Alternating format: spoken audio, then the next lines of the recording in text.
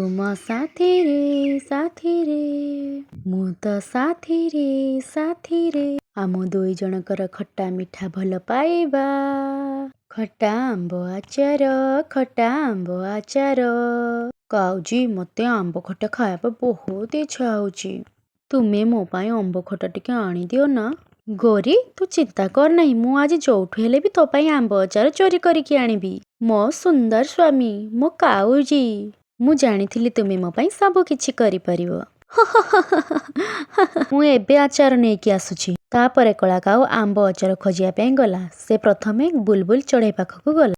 ବୁଲବୁଲ ତମ ପାଖରେ ଆମ୍ବ ଆଚାର ଅଛି? ନାହିଁ କାଉ, ଆମ ପାଖରେ କିଛି ବି ଆମ୍ବ ଆଚାର ନାହିଁ। ମୋ ପାଖରେ କଞ୍ଚା ଲଙ୍କା ଆଉ ଗାଜରର ଆଚାର ଅଛି। ନାହିଁ, ମତେ ଆମ୍ବ ଆଚାର ଦରକାର। ସେଇଟା କୋଉଠୁ ମିଳିବ? ଆରଥର ଶୁଆନାନୀ ଆମ୍ବ ଆଚାର କରିଥିଲା। ତମେ ଶୁଆନାନୀ ପାଖକୁ ଯାଅ। ତାପରେ କଳା କାଉ ଶୁଆନାନୀ ପାଖକୁ ଗଲା। ଶୁଆନାନୀ ଖାଦ୍ୟ ଖୋଜି ଯିବା ପାଇଁ ବାହାରକୁ ବାହାରୁଥିଲା। ସବୁଜ ଶୁଆ, ତମ ପାଖରେ କ'ଣ ଆମ୍ବ ଆଚାର ଅଛି? ହଁ କାଉ ଭାଇ, ମୋ ମାମା ମତେ ଦେଇଥିଲେ। ସେ ଆଚାର ବହୁତ ସ୍ୱାଦିଷ୍ଟ। ସବୁଜ ଶୁଆ, ମତେ ଆମ୍ବ ଆଚାର ଟିକେ ଦିଅ। ମୋ ସ୍ତ୍ରୀ ଗୌରୀ ଟିକେ ଖାଇବ ବୋଲି ମାଗୁଛି। ଠିକ୍ ଅଛି କାଉ ଭାଇ, କିନ୍ତୁ ମୁଁ ତୁମକୁ ଅଳ୍ପ ହିଁ ଦେବି। ଏମିତି କହିକି ସବୁଜ ଶୁଆ କଳା କାଉକୁ ଅଳ୍ପ ଆମ୍ବ ଆଚାର ଦେଲା। କାଉ ଭାଇ, ଏବେ ତମେ ବାହାରକୁ ଯାଅ। ମୁଁ ଘର କବାଟ ଦେଇକି ଖାଦ୍ୟ ଖୋଜିବା ପାଇଁ ଯିବି। କାଉ ସବୁଜ ଶୁଆ ଘରୁ ବାହାରକୁ ଗଲା ଭାରି। କଳା କାଉକୁ ଆମ୍ବ ଆଚାର ଦେଇ ସାରିଲା ପରେ ତା ଘର ତାଲା ପକେଇକି ସେ ଖାଦ୍ୟ ପାଇଁ ଗଲା। ଆରେ ବା, ଏ ଆମ୍ବ ଆଚାର ତ ବହୁତ ଟେଷ୍ଟି ହେଇଥିବ। କଳା କାଉ ମୁହଁରୁ ପାଣି ଆସିଗଲା। ତାପରେ କଳା କାଉ ସେ ଆମ୍ବ ଆଚାର ଖାଇବାକୁ ଲାଗିଲା। ସେ ଆଚାର ବହୁତ ଟେଷ୍ଟି ଥିବାରୁ ସେ ଖାଉ ଖାଉ ସବୁ ଆଚାର ଖାଇଦେଲା। ବହୁତ ଟେଷ୍ଟି। ଆରେ ଇ ଆଚାର ତ ସରିଗଲା। ଏବେ ମୁଁ ମୋ ଗୌରୀ ପାଇଁ କୋଉଠୁ ଆଚାର ନେଇକି ଯିବି? ମୁଁ ସବୁଜ ଶୁଆର ସବୁ ଆଚାର ଚୋରି କରିକି ଯାଉଛି ନେଇଯିବି। ସେ ତ ଏବେ ଦାନା ଖୋଜିବା ପାଇଁ ଯାଇଛି। ମୁଁ ଯାଉଛି ତା ଆମ୍ବ ଆଚାର ଚୋରି କରି ନେଇ ଆସିବି। କଳା କାଉ ଏପଟ ସେପଟ ଟିକେ ଦେଖିଲା ଆଉ ସବୁଜ ଶୁଆ ଘର ଭିତରେ ପଶିଗଲା। ସେ ଘର ଭିତରକୁ ଯାଇକି ଆମ୍ବ ଆଚାରର ଡବା ଖୋଜିବାକୁ ଲାଗିଲା। ତାପରେ କଳା କାଉକୁ ସେ ଆମ୍ବ ଆଚାର ଡବାଟି ମିଳିଗଲା। ମତେ ଆମ୍ବ ଆଚାର ଡବା ମିଳିଗଲା। କଳା କାଉ ଆମ୍ବ ଆଚାର ଡବାକୁ ଧରୁଥିବା ବେଳେ ସେତିକି ବେଳେ ସବୁଜ ଶୁଆର ସ୍ୱାମୀ ମିଠୁ ଶୁଆ ଆସିଗଲା। କିଏ ଅଛ ମୋ ଘରେ? କିଏ ତୁମେ? ଏଠିକି ତୁମେ କ'ଣ ପାଇଁ ଆସିଛ? ମୁଁ କଳା କାଉ ମିଠୁ। ତାପରେ ମିଠୁ ଶୁଆ କହିଲା, ତମେ ଏଇଠି କ'ଣ କରୁଛ? କ'ଣ ନେବା ପାଇଁ ଆସିଛ? ତାପରେ କଳା କାଉ କହିଲା, ତମ ସ୍ତ୍ରୀ ସବୁଜ ଶୁଆ ବିଲରେ କାମ କରୁଛି। ତାକୁ ବହୁତ ଜୋରସେ ଭୋକ ଲାଗିଲାଣି। ଆଉ ସେ ମତେ କହିଲା ତୁମ ଘରୁ ଏ ଆମ୍ବ ଆଚାର ନେଇକି ଯିବା ପାଇଁ। ମିଛୁଆ କାଉ, ମୋ ସ୍ତ୍ରୀ ତ ଦାନା ଆଣିବା ପାଇଁ ଯାଇଛି। ଏବେ ମୁଁ ତତେ ମାରିବି। ତୁ ମୋ ଠାରୁ ଆଜି ବହୁତ ମାଡ଼ ଖାଇବୁ। ତାପରେ ମିଠୁ ଶୁଆ କଳା କାଉକୁ ଭିତରେ ରଖିଦେଇକି ବାହାରୁ ତାଲା ପକେଇ ଦେଲା। ଆଉ ପାଖରେ ଥିବା ଗୋଟିଏ ଗଛରୁ ଗୋଟିଏ ଡାଳ କାଟିବାକୁ ଲାଗିଲା। ମରିଗଲି। ଆଜି ତ ମୁଁ ମରିଗଲି। ଯଦି ମୁଁ ପ୍ରଥମରୁ ଜାଣିଥାନ୍ତି ଏତେ ଲୋଭ ଆଉ କରିନଥାନ୍ତି। ତାପରେ ସେଇଠାକୁ ସବୁଜ ଶୁଆ ଆସିଗଲା। ଆଉ ମିଠୁ ଶୁଆ ସବୁଜ ଶୁଆକୁ ସବୁ କଥା କହିଲା। ମୁଁ ଏବେ ସେ ଦୁଷ୍ଟ କାଉକୁ ଘର ଭିତରେ ବନ୍ଦ କରିଦେଇଛି। ଏମିତି ଲୋଭୀ କାଉର ପେଟ କେବେ ବି ପୂରିବ ନାହିଁ। ତାପରେ ସ୍ୱାମୀ ସ୍ତ୍ରୀ କବାଟ ଖୋଲିଲେ ଆଉ କାଉକୁ ଖୁବ୍ ପିଟିଲେ।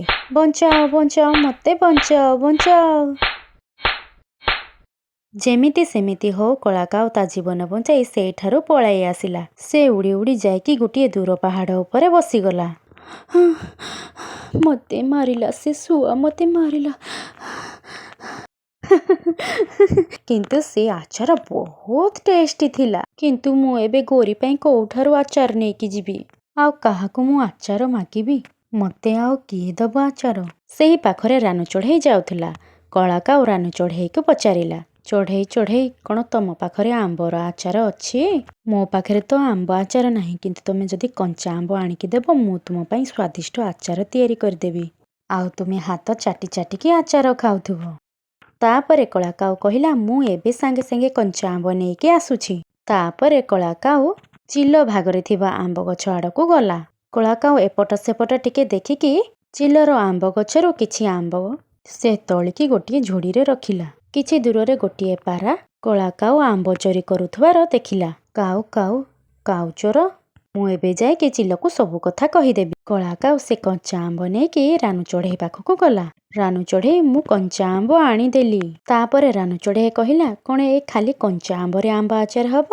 ତୁମେ ଯାଅ ଲୁଣ, ଲଙ୍କା, କିଛି ମସଲା ଆଉ ତେଲ ନେଇକି ଆସିବ। ଏସବୁ ତ ବହୁତ କଷ୍ଟ ଆଣିବା ପାଇଁ। ହଉ ଠିକ୍ ଅଛି, ମୁଁ ମୋ ଗରିକାଉ ପାଇଁ ସବୁ କିଛି କରିବି। ମୁଁ ମୋ ଗରିକି ବହୁତ ଭଲ ପାଏ। ହଉ ଠିକ୍ ଅଛି ଚଢ଼େଇ, ମୁଁ ଯାଉଛି। ତାପରେ କଳା କାଉ ମଣିଷମାନଙ୍କ ବସ୍ତି ଆଡ଼କୁ ଚାଲିଗଲା। କୃଷକର ସ୍ତ୍ରୀ ଛାତ ଉପରେ ଶୁଖିଲା ଲଙ୍କା ଶୁଖେଇଥିଲା। ଏଇଠି ତ ଶୁଖିଲା ଲଙ୍କା ଅଛି, ମୁଁ ଯାଉଛି ଏଇଥିରୁ କିଛି ଶୁଖିଲା ଲଙ୍କା ନେଇକି ଯିବି ଭାରି। କଳା କାଉ ସେଇଥିରୁ କିଛି କଞ୍ଚା ଲଙ୍କା ଚୋରି କରିକି ଚାଲିଗଲା। ଚଢ଼େଇ ଚଢ଼େଇ ଇଏ ନେ, ଇଏ ହେଉଛି ଶୁଖିଲା ଲଙ୍କା, ମୁଁ ଏବେ ଯାଉଛି ଲୁଣ ଧରିକି ଆସିବି। ତାପରେ କଳା କାଉ ଦୂର ପାହାଡ଼ ଆଡ଼କୁ ଚାଲିଗଲା। ସେଇଠି ତାକୁ ଲୁଣ ମିଳିଗଲା। କଳା କାଉ ଲୁଣ ନେଇକି ପୁଣି ଥରେ ରାନୁ ଚଢ଼େଇ ଘରକୁ ଆସିଲା। ତାପରେ କଳା କାଉ ମସଲା ଆଣିବା ପାଇଁ ସହର ଆଡ଼କୁ ଚାଲିଗଲା। ଏମିତି ହିଁ ସବୁ କିଛି ସନ୍ଧ୍ୟା ହେବା ପୂର୍ବରୁ କଳା କାଉ ସବୁ ଆଣିକି ରାନୁ ଚଢ଼େଇକି ଦେଇଦେଲା। କଳା କାଉ, ଏବେ ତୁମେ ତୁମ ଘରକୁ ଯାଅ। ମୁଁ ଆଜି ରାତିରେ ଏ କଞ୍ଚା ଆମ୍ବର ଆଚାର ତିଆରି କରିଦେଇଥିବି। ତମେ ଆସିକି କାଲି ସକାଳେ ୟାକୁ ନେଇଯିବ। ରାନୁ ଚଢ଼େଇ, ଆମ୍ବ ଆଚାର ଏମିତି ବନେଇବୁ ଯେମିତି ମୋ ସ୍ତ୍ରୀ ଖାଇକି ବହୁତ ଖୁସି ହେଇଯିବ। ତାପରେ କଳା କାଉ ତା ଘରକୁ ଚାଲିଗଲା। ଏବେ ଯାଏ କୁଆଡ଼େ ଯାଇଥିଲ କାଉଜି? ମୋ ଆମ୍ବର ଆଚାର କାହିଁ? ମୁଁ ରାନୁ ଚଢ଼େଇକୁ ଲୁଣ, ମସଲା ଆଉ କଞ୍ଚା ଆମ୍ବ ଦେଇକି ଆସିଛି। ସେ ତୋ ପାଇଁ ଆମ୍ବ ଆଚାର ତିଆରି କରିଦବ। ମୁଁ କାଲି ସକାଳେ ଯାଇକି ସେ ଆମ୍ବ ଆଚାର ନେଇକି ଆସିବି। କାଉଜି, ଏ ତମ ଡେଣାରେ କ'ଣ ହେଇଛି? ତାପରେ କଳା କାଉ କଥାଟାକୁ ଘୋଡ଼େଇ ଦେଲା କି ତାକୁ ଚଢ଼େଇମାନେ ପିଟି ପକେଇଛନ୍ତି ବୋଲି। ନା ନା, କିଛି ନାହିଁ, ସେ କିଛି ନାହିଁ, ଇଏ ତ ଟିକେ କଣ୍ଟାରେ ଲାଗି ଯାଇଥିଲା। ତାପରଦିନ ରାନୁ ଚଢ଼େଇ କଞ୍ଚା ଆମ୍ବରେ ଆଚାର ତିଆରି କରିଦେଇଥିଲା। କଳା କାଉ ସକାଳୁ ସକାଳୁ ଆସିକି ଚିଡ଼ିଆଠାରୁ କଞ୍ଚା ଆମ୍ବର ତିଆରି ଆଚାରକୁ ନେଇକି ଗଲା ଭାରି। କଳା କାଉ ଘରକୁ ଯାଉଥିଲା।